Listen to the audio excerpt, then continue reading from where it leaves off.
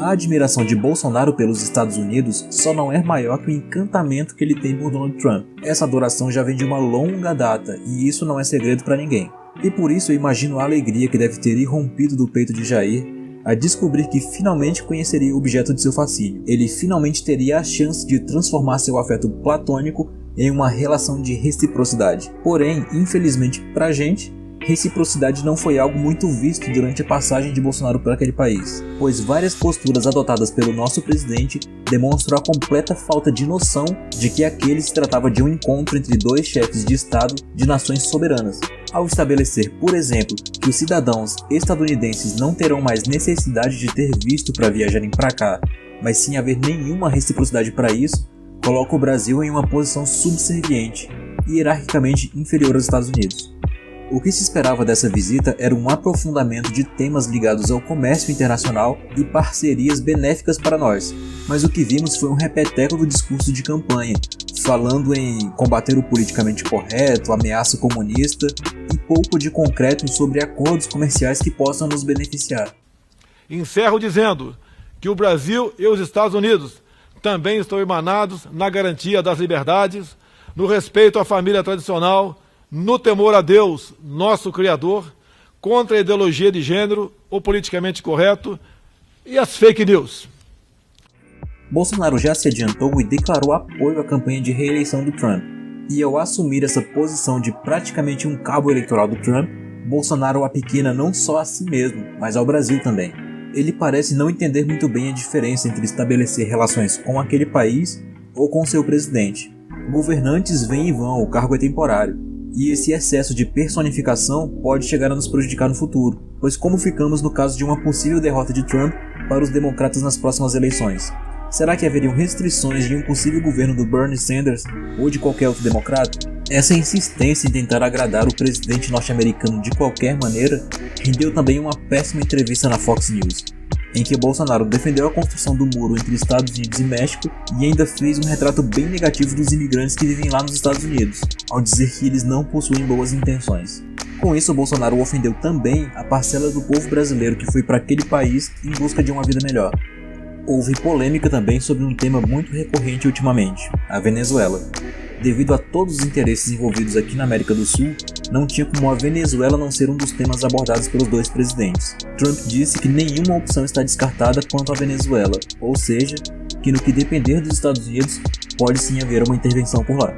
E Bolsonaro, por sua vez, deu uma declaração que não está alinhada com os militares aqui do Brasil, que já demonstraram mais de uma vez que não apoiam a intervenção militar na Venezuela. Ao ser questionado sobre a instalação de uma base militar aqui com essa finalidade, Bolsonaro disse que tem certas questões que, se você divulgar, deixam de ser estratégicas. É muito triste ver o país sendo posto numa posição de tamanha submissão no nosso continente.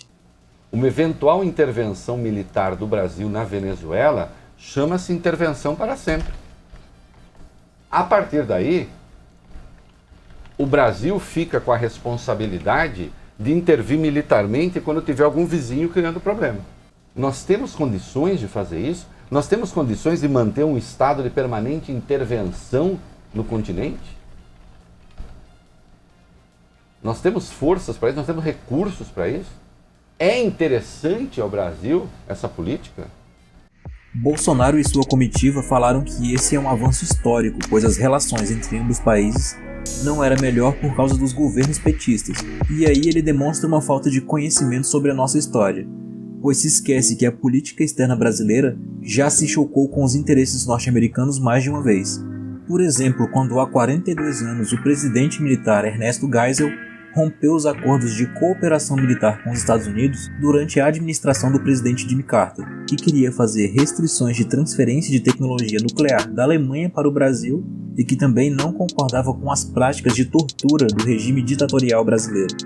Outro exemplo ainda foi quando em 1975 o Brasil reconheceu a independência de Angola. Defender a nossa soberania e uma política externa autônoma não é ser anti-americano. Acordos como o que foi estabelecido para passarmos a integrar a OCDE são simplesmente trocar o certo pelo duvidoso, já que teremos de abrir mão de vantagens que já usufruímos na OMC, como melhores prazos de pagamento. Essa viagem está sendo desastrosa. E será, infelizmente, não o digo com prazer, pelo contrário, vai ser os resultados desastrosos. Achar que os Estados Unidos vai apoiar o pleito brasileiro de entrar na OCDE, pode tirar o cavalo da chuva. Achar que de alguma forma vai rever a política em relação à taxação de produtos brasileiros que chegam nos Estados Unidos ou no campo agropecuário ou industrial, pode tirar o cavalo da chuva. A política de Trump é protecionismo, é primeiro os Estados Unidos, depois o resto, e o resto, o Brasil tá lá embaixo nesse resto tal.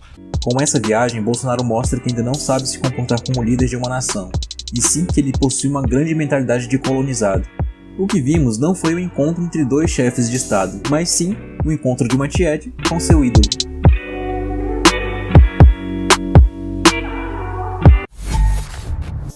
E é isso aí, pessoal. Muito obrigado a você que assistiu até aqui. Um ponto que não foi dito durante o vídeo e que sim, é interessante e relevante é sobre a base de Alcântara, né, que vai receber o pessoal da NASA e tal para trabalhar lá e tudo mais, e está sendo visto como algo bem positivo. Eu concordo que seria assim algo positivo para a economia da região e tudo mais, se não fosse essa conjuntura aí com a Venezuela, né? Assim, a gente não sabe para que essa base pode ser usada, né? Mas você, o que você acha? Fala aí nos comentários se você tá animado, se você achou boa essa viagem, se você achou ruim, né? E vamos tentar manter um diálogo equilibrado, tudo bem? Muito obrigado, um abraço e até a próxima.